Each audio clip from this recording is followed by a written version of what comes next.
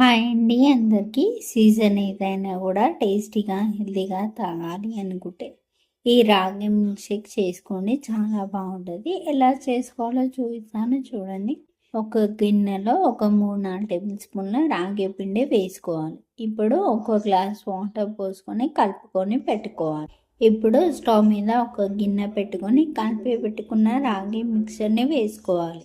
కలుపుతూనే ఉండాలి, లేదంటే అడుగంటుతుంది. కొంచెం చిక్కగా అయ్యాక స్టవ్ ఆఫ్ చేసుకోండి.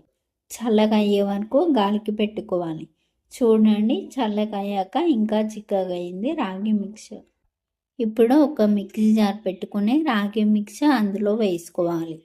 ఐస్ వేసుకోవాలి, మరీ ఎక్కువ వేసుకోవద్దు, మిల్క్ షేక్ వాటర్ వాటర్ అవుతుంది. యాపిల్ వేసుకోవాలి. నేను యాపిల్ వేసుకుంటున్నా, మీరు ఏ ఫ్రూట్ తింటే ఆ ఫ్రూట్ వేసుకోండి. కాచి చల్లార్చిన పాలు ఒక గ్లాస్ పోసుకోవాలి. స్వీట్నెస్కి సరిపడా హనీ వేసుకోవాలి. ఇప్పుడు మిక్సీ పట్టుకోవాలి. చూడండి, రాగి మిల్క్ షేక్ రెడీ అయింది. తాగే ముందు ఏదైనా ఫ్రూట్ లేదా డ్రై ఫ్రూట్ వేసుకొని తాగండి, చాలా బాగుంటుంది.